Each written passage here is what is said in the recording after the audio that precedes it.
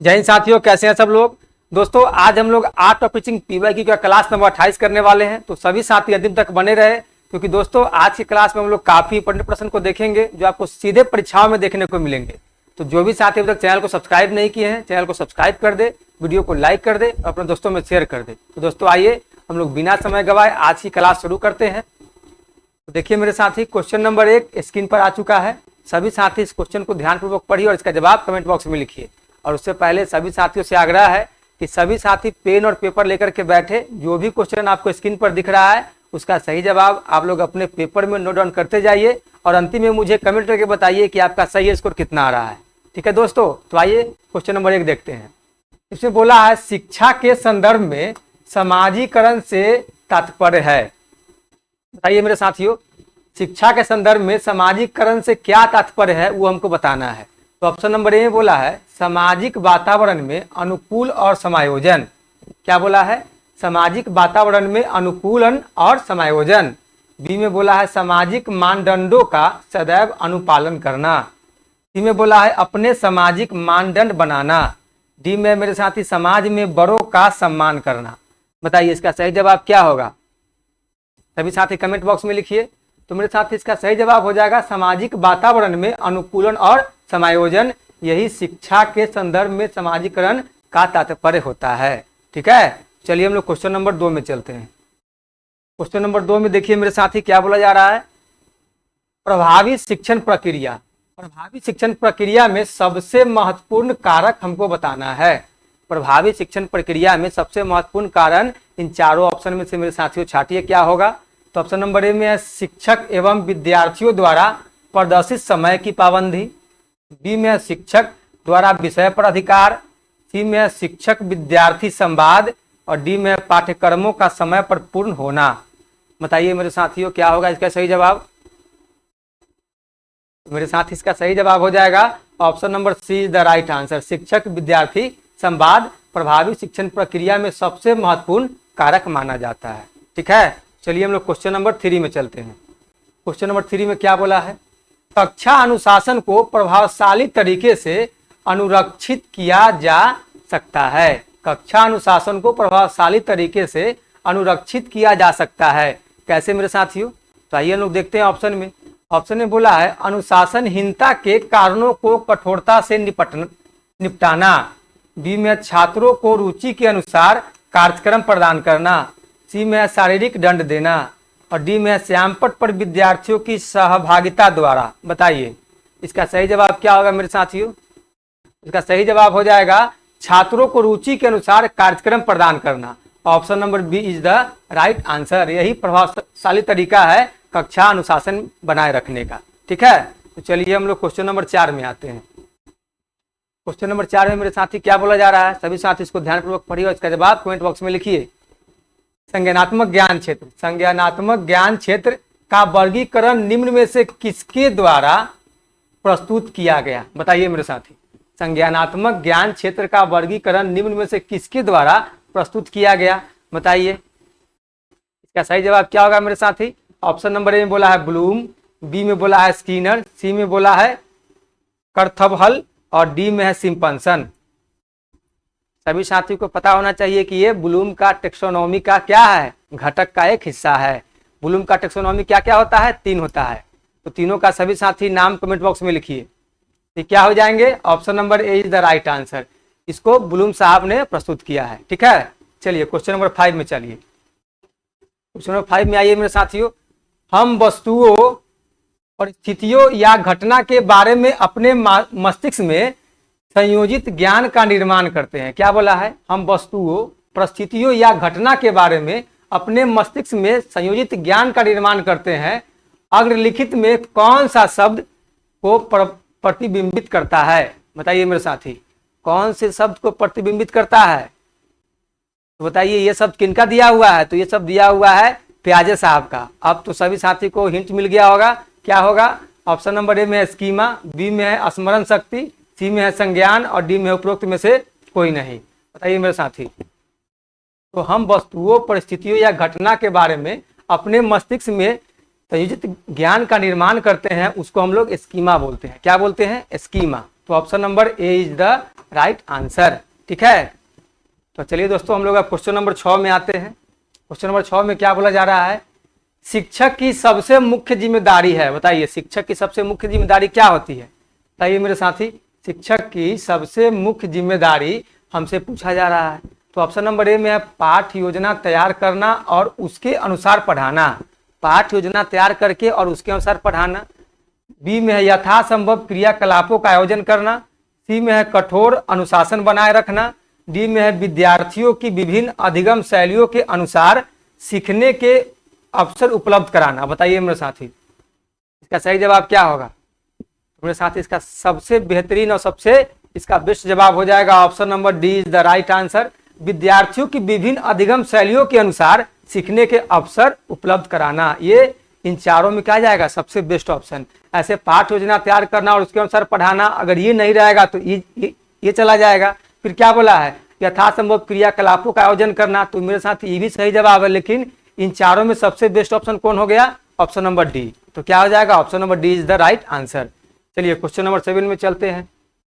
इसमें बोला है यदि एक शिक्षार्थी को संख्याओं और परिकलन में समस्या हो रही है तो उसमें असमर्थता हो सकती है जिसका नाम है। बताइए मेरे साथी ये क्या है, बताइए। इसमें बोला है यदि एक शिक्षार्थी को संख्याओं और परिकलन में समस्या हो रही है तो उसमें असमर्थता हो सकती है जिसका नाम क्या है। तो ए में दिया है डिस्ग्राफिया, बी में डिस्कैलकुलिया और सी में है डिसलैक्सिया और डी में है ये सभी। बताइए मेरे साथी इसका सही जवाब क्या होगा। सबसे पहले समझते हैं, डिस्ग्राफिया में होता है मेरे साथी लिखने संबंधी विकार। क्या होता है, लिखने संबंधित कठिनाई, ठीक है, या विकार।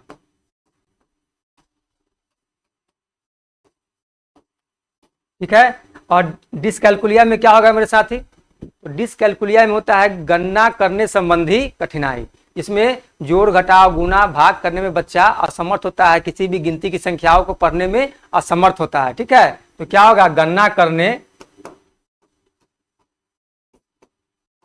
संबंधी कठिनाई।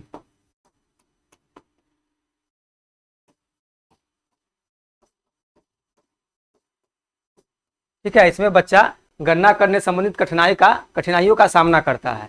फिर डिसलैक्सिया है, तो इसमें क्या होगा मेरे साथी, तो इसमें होगा पढ़ने संबंधी कठिनाई। क्या होगा, पढ़ने संबंधी, बच्चा इसमें किसी भी बुक को पढ़ने में कठिनाई का सामना करता है। पढ़ने संबंधित कठिनाई। अब बताइए इसका सही जवाब क्या होगा मेरे साथी। क्वेश्चन में बोला है संख्याओं और परिकलन में समस्या हो रही है तो उसमें असमर्थता हो सकती है। बताइए इसमें क्या असमर्थता हो सकती है, तो ये होगी dyscalculia. Option number B is the right answer. ठीक है, चलिए मेरे साथी हम लोग क्वेश्चन नंबर 8 में आते हैं। क्वेश्चन नंबर 8 में क्या बोला है, व्याख्या देते समय कक्षा में कुछ अशांति होने पर शिक्षक को क्या करना चाहिए। बताइए, तो ऑप्शन नंबर ए में बोला है थोड़ी देर शांत हो जाना चाहिए और फिर आगे बढ़ना चाहिए। बी में कक्षा को छोड़ देना चाहिए। सी में अशांति फैलाने वाले छात्रों को सजा देनी चाहिए। डी में कक्षा में जो भी हो रहा है उसकी चिंता नहीं करनी चाहिए। बताइए आप एक शिक्षक हैं, आप क्या करेंगे, ऐसे अगर मान लीजिए सिचुएशन आपके क्लास में बन जाए तो आप क्या करेंगे मेरे साथी, तो थोड़ी देर शांत हो जाना चाहिए और फिर आगे बढ़ना चाहिए। क्या होगा, option number A is the right answer. ठीक है, तो आप भी देखते हो कि आप जब क्लास में पढ़ा रहे हैं और उसमें क्या होता है, कुछ अशांति सा होने लगता है, बच्चा थोड़ा सा अबनॉर्मल कंडीशन स्थिति उत्पन्न कर देता है, तो फिर आप उस समय क्या करेंगे, तो उस समय थोड़ी देर शांत हो जाना चाहिए और फिर आगे बढ़ना चाहिए। ठीक है, चलिए हम लोग क्वेश्चन नंबर 9 में आते हैं। इसमें क्या बोला है, बौद्धिक कौशल किस ज्ञान क्षेत्र के द्वारा प्रतिबिंबित होते हैं। मेरे साथी बौद्धिक कौशल किस ज्ञान क्षेत्र के द्वारा प्रतिबिंबित होते हैं, तो बताइए किस ज्ञान क्षेत्र के होंगे।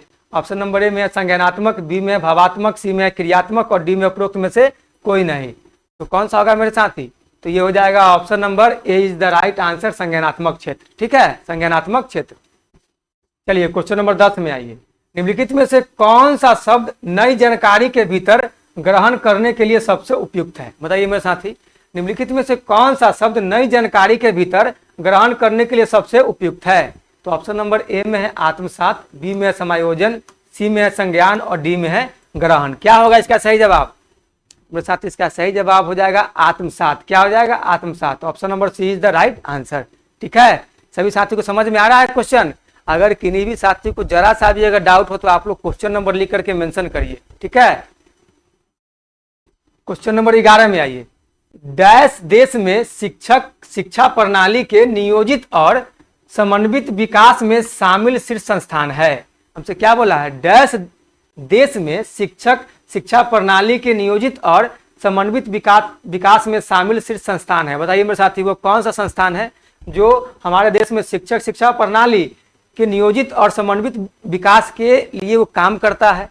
बताइए कौन सा वो संस्थान हो जाएगा? तो ऑप्शन नंबर ए में यूजीसी, बी में है एनसीटीई और सी में है एनसीईआरटी और डी में इनमें से कोई नहीं। तो इसका सही जवाब क्या होगा? तो मेरे साथी हो जाएगा NCTE, national council for teacher education. क्या होता है इसका full form? National council for teacher education. और यूजीसी का क्या होगा? University grant commission. और एनसीईआरटी का क्या होगा मेरे साथी? बताइए, national council for education research and training. ठीक है, तो चलिए हम लोग अब क्वेश्चन नंबर 12 में आते हैं। क्वेश्चन नंबर 12 में क्या है? गतिविधि आधारित शिक्षण बल देता है। बताइए मेरे साथी, गतिविधि आधारित शिक्षण किस पर बल देता है? तो ऑप्शन नंबर ए में है अनुशासित शिक्षा पर, बी में है सुनिश्चित समय अवधि में गतिविधि पूरा करने पर, सी में है सभी विद्यार्थियों की सक्रिय भागीदारी पर, डी में है गतिविधि के समाप्त होने के बाद परीक्षा लेने पर। बताइए मेरे साथ इसका सही जवाब क्या होगा? इसका सही जवाब हो जाएगा option number C is the right answer. सभी विद्यार्थियों की सक्रिय भागीदारी पर गतिविधि आधारित शिक्षण बल देती है। समझ में आ रहा है? तो चलिए हम लोग क्वेश्चन नंबर 13 में आते हैं। क्वेश्चन नंबर 13 में क्या बोला है? बोला है नीपा मुख्य रूप से संबंधित है। नीपा होता क्या है मेरे साथियों? सबसे पहले हम लोग ये समझते हैं। तो नीपा का देखिए फुल फॉर्म यहाँ पे लिखा हुआ है, national institute of educational planning and administration. क्या होता है मेरे साथी नीपा का full form? National institute of educational planning and administration. तो हमसे क्या पूछा है? नीपा मुख्य रूप से संबंधित है, मतलब नीपा का मुख्य रूप से क्या काम है? तो ऑप्शन नंबर ए में है शैक्षिक अभ्यास, बी में है शैक्षिक पर्यवेक्षण, सी में है शैक्षिक योजना एवं प्रशासन, डी में है शैक्षिक मापन। बताइए मेरे साथ इसका सही जवाब क्या होगा? इसका सही जवाब हो जाएगा शैक्षिक योजना एवं प्रशासन। इसका मुख्य रूप से काम है, मतलब इसका जो काम है वो शैक्षिक योजनाओं को बनाना और इसके प्रशासन को चलाना। ठीक है, तो चलिए हम लोग क्वेश्चन नंबर 14 में आते हैं। निम्नलिखित में से संज्ञानात्मक ज्ञान क्षेत्र का उच्चतम स्तर, हमसे क्या पूछ रहा है मेरे साथी? संज्ञानात्मक ज्ञान क्षेत्र का उच्चतम स्तर कौन सा है? तो बताइए, ऑप्शन नंबर ए में है संश्लेषण, बी में है विश्लेषण, सी में है धारणा और डी में है मूल्यांकन। बताइए मेरे साथी कौन हो जाएगा? तो संज्ञानात्मक ज्ञान क्षेत्र का उच्चतम स्तर होता है मूल्यांकन। तो कौन हो जाएगा? Option number D is the right answer, मूल्यांकन। बताइए कोई भी साथी को जरा सा थोड़ा सा कहीं भी कोई दिक्कत, तो मेरे साथी कोई भी दिक्कत हो तो आप लोग कमेंट बॉक्स में जरूर लिखिएगा। ठीक है, आइए दोस्तों हम लोग क्वेश्चन नंबर 15 देखेंगे। देखिए मेरे साथी क्वेश्चन नंबर 15 में क्या बोला है? शिक्षक प्रायः छात्र के सीखने की समस्या का विश्लेषण करते हुए पाते हैं कि शिक्षक जब क्लासरूम में छात्र के सीखने की समस्या का जब विश्लेषण करते हैं तो प्रायः क्या पाते हैं, उन्हें प्रायः क्या देखने को मिलता है? तो ऑप्शन नंबर ए में प्रेरणा का अभाव, बी में बुद्धि की कमी, सी में माता पिता का ढीला ढाला रवैया और डी में उपरोक्त में से कोई नहीं। बताइए मेरे साथियों इसका सही जवाब क्या होगा? तो प्रायः पाते हैं कि बच्चों में प्रेरणा का अभाव होता है, मतलब बच्चा में मोटिवेशन की कमी उनको अक्सर देखने को मिलती है। तो इसका क्या होगा? Option number A is the right answer. चलिए मेरे साथी क्वेश्चन नंबर 16 में आते हैं। इसमें क्या बोला जा रहा है? शिक्षण हेतु मानसिक उद्वेलन प्रतिमान का प्रयोग निम्न में से किसके सुधार हेतु किया जाता है? बताइए, शिक्षण हेतु मानसिक उद्वेलन प्रतिमान का प्रयोग निम्न में से किसके सुधार हेतु किया जाता है? बताइए किसके सुधार हेतु किया जाता है? तो ऑप्शन नंबर ए में है समझ, बी में है अनुप्रयोग, सी में है सृजनात्मकता और डी में है मेरे साथी समस्या समाधान। बताइए इसका सही जवाब क्या होगा? तो मेरे साथी इसका सही जवाब होगा समस्या समाधान। Option number D is the right answer. चलिए क्वेश्चन नंबर 17 में चलते हैं। देखिए मेरे साथी इसमें क्या बोला जा रहा है? निम्न में से किसके अतिरिक्त सभी के कारण अधिगम अक्षमता उत्पन्न हो सकती है? बताइए, हमसे पूछा जा रहा है निम्न में से किसके अतिरिक्त, मतलब एक को छोड़ करके और कौन कौन है जिसके कारण हमको अधिगम अक्षमता उत्पन्न हो सकती है? तो हमको सिर्फ उसी को तलाशना है जिसके कारण अधिगम अक्षमता नहीं होगी। तो ऑप्शन नंबर ए में क्या बोला है, शिक्षक की शिक्षण शैली। बताइए, बी में है जन्म से पहले माँ द्वारा मदिरा सेवन, सी में है मंद बुद्धिता, और डी में है शैशव काल के समय दिमागी बुखार। बताइए मेरे साथी,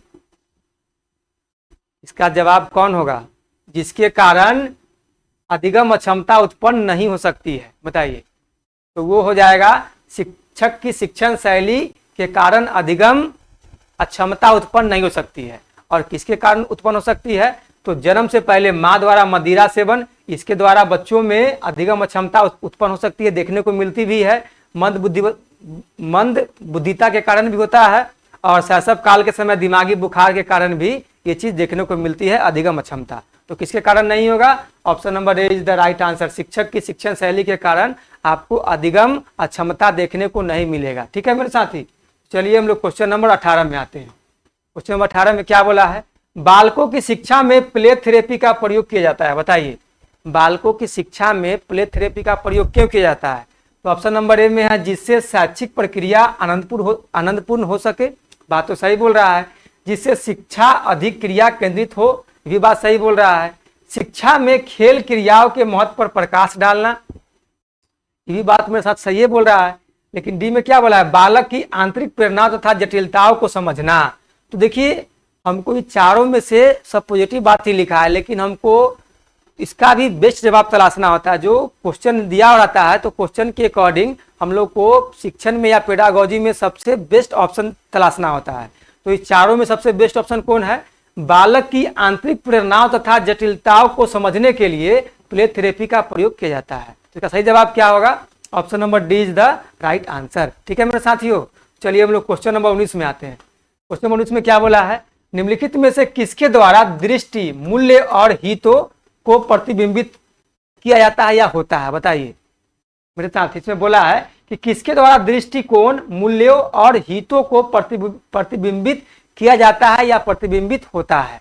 बताइए किसके द्वारा होता है? ऑप्शन नंबर ए में संज्ञानात्मक ज्ञान क्षेत्र, बी में भावात्मक ज्ञान क्षेत्र, सी में क्रियात्मक ज्ञान क्षेत्र, और डी में उपरोक्त में से कोई नहीं। बताइए मेरे साथ, इसका सही जवाब क्या होगा? तो ये होता है भावात्मक ज्ञान क्षेत्र के द्वारा। Option number B is the right answer. भावात्मक ज्ञान क्षेत्र के द्वारा ये होता है, दृष्टिकोण, मूल्य और हितों को प्रतिबिंबित किया जाता है। चलिए हम लोग क्वेश्चन नंबर 20 में आइए। निम्नलिखित में से किसको हम अधिगम का एक परिणाम कह सकते हैं? बताइए मेरे साथ, इन चारों ऑप्शन में से आप किसको अधिगम का एक परिणाम कह सकते हैं? तो ऑप्शन नंबर ए में है बुद्धिमत्ता, बी में है परिपक्वता, सी में है कौशल, और डी में है स्मरण शक्ति। किसको कह सकते हैं मेरे साथी? तो हम लोग कह सकते हैं कौशल को। Option number C is the right answer. इसी को हम लोग अधिगम का एक परिणाम कह सकते हैं, कौशल। चलिए क्वेश्चन नंबर 21 में आते हैं। आइए साथियों, हम लोग क्वेश्चन नंबर 21 देखेंगे। देखिए क्वेश्चन नंबर 21 में मेरे साथियों क्या बोला है? निम्नलिखित में से कौन सा शब्द सूचना का स्थान निर्धारण करना? क्या बोला है? निम्नलिखित में से कौन सा शब्द सूचना का स्थान निर्धारण करना, मूल्यांकन और प्रभावी ढंग से उपयोग करने की क्षमता के लिए प्रयोग किया जाता है? बताइए अब कौन सा शब्द है मेरे साथी जो सूचना का स्थान निर्धारण करना, मूल्यांकन और प्रभावी ढंग से उपयोग करने की क्षमता के लिए प्रयोग किया जा सकता है? बताइए ऐसा कौन सा शब्द है, हमको तलाशना है। तो ऑप्शन नंबर ए में है गहन सोच, बी में है सूचना साक्षरता, सी में है श्रवण, और डी में है चयनात्मक ध्यान। बताइए मेरे साथी, इन चारों ऑप्शन में से आपको कौन सा शब्द लग रहा है इस क्वेश्चन के अकॉर्डिंग? मेरे साथी ये हो जाएगा गहन सोच। Option number A is the right answer. ठीक है, चलिए हम लोग क्वेश्चन नंबर 22 में आते हैं। इसमें क्या बोला है? ऑपरेशन ब्लैक बोर्ड परिणाम था। बताइए मेरे साथी, ऑपरेशन ब्लैक बोर्ड किसका परिणाम था? तो ऑप्शन नंबर ए में है कोठारी आयोग का, बी में है राष्ट्रीय पाठ्यचर्या रूपरेखा 2005 का, सी में है राष्ट्रीय शैक्षिक नीति 1986 का, डी में है राष्ट्रीय पाठ्यचर्या रूपरेखा 2000। बताइए मेरे साथी इसका सही जवाब क्या होगा? तो ये परिणाम था राष्ट्रीय शैक्षिक नीति 1986 का। Option number C is the right answer. राष्ट्रीय शैक्षिक नीति 1986 के अंतर्गत ही ऑपरेशन ब्लैक बोर्ड दिया गया या आरंभ किया गया। ठीक है, चलिए हम लोग क्वेश्चन नंबर 23 में आते हैं। अनुकरणीय शिक्षण प्रविधि को माना जाता है। बताइए मेरे साथी, अनुकरणीय शिक्षण प्रविधि किसको माना जाता है इन चारों ऑप्शन में से? तो ऑप्शन ए में है कौशल, बी में है नाटकीय प्रविधि, सी में है खेल विधि, और डी में इनमें से कोई नहीं। बताइए मेरे साथ इसका सही जवाब क्या होगा? तो ये हो जाएगा नाटकीय प्रविधि। Option number B is the right answer. नाटकीय प्रविधि को अनुकरणीय शिक्षण विधि या प्रविधि माना जाता है। ठीक है, चलिए क्वेश्चन नंबर, आइए दोस्तों हम लोग क्वेश्चन नंबर 24 देखेंगे। देखिए क्वेश्चन नंबर 24 में क्या बोला है, निम्न में से किस अवस्था में बालकों में लिंग का संप्रत्यय विकसित होता है? बताइए मेरे साथी, यहाँ हमको चारों अवस्था दिया गया है, इसमें से पूछा जा रहा है कि किस अवस्था में बालकों में लिंग का संप्रत्यय विकसित होता है। तो लिंग का संप्रत्यय कहने का मतलब होता है बालकों में जेंडर का कॉन्सेप्ट, जेंडर का कॉन्सेप्ट। बताइए मेरे साथी ये किस अवस्था में विकसित होता है? तो ऑप्शन नंबर ए में है शैशवा अवस्था, बी में है बाल्यावस्था, सी में है किशोरावस्था और डी में है मेरे साथी प्रौढ़ावस्था। तो ऑप्शन नंबर कौन सही होगा इसका? तो ये हो जाएगा बाल्यावस्था। Option number B is the right answer. बाल्यावस्था में बच्चों में ये चीज विकसित होने लगता है। और बाल्यावस्था का एज कितना है? बाल्यावस्था का ईयर होता है 3 से लेके 7 ईयर तक। ठीक है, इस एज में बच्चा लड़का और लड़की के अंतर को समझने लगता है, उसके सामाजिक दृष्टिकोण को समझने लगता है, उसी को बोलते हैं जेंडर कॉन्सेप्ट, लिंग का संप्रत्यय। बात समझे कि नहीं? तो बाल्यावस्था में बच्चा इन सब चीजों को समझने लगता है कि लड़का और लड़की के मुख्य अंतर क्या होते हैं। बात समझे? तो चलिए हम लोग क्वेश्चन नंबर 25 में आते हैं। क्वेश्चन नंबर 25 में क्या बोला है मेरे साथी, निम्नलिखित में से कौन सा शिक्षण के क्षेत्र में विशेषज्ञता को दर्शाता है? बताइए कौन दर्शा रहा है? तो ऑप्शन नंबर ए में अवधारणाओं का ज्ञान, बी में शिक्षण कौशल, सी में निर्णय लेने का कौशल और डी में उपरोक्त सभी। बताइए मेरे साथी हमसे क्वेश्चन में क्या बोला है, निम्नलिखित में से कौन सा शिक्षण के क्षेत्र में विशेषज्ञता को दर्शाता है? तो कौन दर्शाता है? तो ये दर्शा रहा है मेरे साथी अवधारणाओं का ज्ञान, शिक्षण कौशल, निर्णय लेने का कौशल। तो ये तीनों दर्शा रहा है, इसकी विशेषता को दर्शा रहा है ना। तो क्या हो जाएगा? Option number D is the right answer, उपरोक्त सभी। समझे? चलिए क्वेश्चन नंबर 26 में आते हैं। इसमें क्या बोला है, निम्न में से किस स्थिति में विद्यार्थियों का भावात्मक समायोजन प्रभावी होता है? बताइए मेरे साथियों हमसे क्वेश्चन में पूछा जा रहा है कि निम्न में से किस स्थिति में विद्यार्थियों का भावात्मक समायोजन प्रभावित होता है? किस स्थिति में होगा ऐसा? बताइए। तो ऑप्शन नंबर ए में है व्यक्तिगत गठन, बी में है कक्षा शिक्षण, सी में अनुशासन और डी में उपरोक्त सभी। बताइए। तो मेरे साथ ही ये व्यक्तिगत गठन में भी होगा, कक्षा शिक्षण में भी होगा, अनुशासन में भी होगा। इसका सही जवाब क्या होगा? ये इसका सही जवाब हो जाएगा option number D is the right answer. तो आप देखते होंगे कि विद्यार्थियों का भावात्मक संयोजन जो प्रभावी होता है इन सभी चीजों में होता है, व्यक्तिगत गठन में भी, कक्षा शिक्षण में भी और अनुशासन में भी। ठीक है, चलिए क्वेश्चन नंबर 27 में आते हैं। इसमें क्या बोला है, सूक्ष्म शिक्षण चक्र का प्रथम पद होता है। बताइए मेरे साथी, सूक्ष्म शिक्षण चक्र का प्रथम पद क्या होता है? अब सूक्ष्म शिक्षण चक्र कहने का क्या मतलब होता है? Micro teaching cycle. क्या होता है मेरे साथी? माइक्रो टीचिंग साइकिल, जिसको हम लोग क्या कहते हैं? सूक्ष्म शिक्षण चक्र। तो बताइए इसका प्रथम पद क्या होता है? तो सभी साथी को चक्र बनाना हम लोग सिखा चुके हैं। इसे पिछले क्लास में जो साथी लगातार क्लास देखते आ रहे हैं उनको पता है कि हम लोग इसके बारे में बता चुके हैं। तो आप लोग भी जाइए, जो पुरानी वीडियोज हैं उसको भी देखिए, आप सभी साथी का कॉन्सेप्ट क्लियर हो जाएगा। तो ऑप्शन नंबर ए में है प्रतिपुष्टि, बी में है शिक्षण, सी में योजना बनाना और डी में है प्रस्तावना। तो क्या हो जाएगा मेरे साथी? तो इसका प्रथम पद होता है योजना बनाना। Option number C is the right answer. चलिए क्वेश्चन नंबर 28 में आइए। दिए गए जिस कार्य को करते समय बच्चे स्वयं आनंद लेते हैं, अनुभव प्राप्त करते हैं, उसे कहा जाता है। बताइए मेरे साथ उसे क्या कहा जाता है? बताइए। दिए गए जिस कार्य को करते समय बच्चे स्वयं आनंद लेते हैं या अनुभव प्राप्त करते हैं, मतलब लर्निंग बाय डूइंग कर रहे हैं, स्वयं से काम करके अनुभव प्राप्त करते हैं या खुद आनंद होते हैं, उसे क्या कहा जाता है? बताइए। तो ए में है उपभोक्ता प्रकार का कार्य, बी में है निर्माणात्मक प्रकार का कार्य, सी में समस्यात्मक प्रकार का कार्य और डी में ड्रिल और अभ्यास कार्य। क्या होगा मेरे साथ? इसका सही जवाब हो जाएगा समस्यात्मक प्रकार का कार्य। Option number D is the right answer. आप देखते हो कि बच्चा जब कोई काम को करते हुए स्वयं जब आनंद लेता है तो उसको उस काम को करने में काफी रुचि होती है। तब जब कोई काम करने में बच्चा को रुचि होगा तो बच्चा तो आनंदित फील करवे करेगा, खुश रहेगा ही। समझे? तो इसलिए कहा गया समस्यात्मक प्रकार का कार्य। तो आइए हम लोग क्वेश्चन नंबर 29 देखते हैं। इसमें क्या बोला है? शिक्षण विधियों तथा शिक्षण व्यूह रचनाओं में अंतर होता है। बताइए शिक्षण विधि और शिक्षण व्यूह रचना में क्या अंतर होता है? ऑप्शन नंबर ए में पाठ्य पुस्तक का, बी में है उद्देश्यों का, सी में है प्रारूप का और डी में है अधिनियमों का। बताइए मेरे साथ इसका सही जवाब क्या होगा?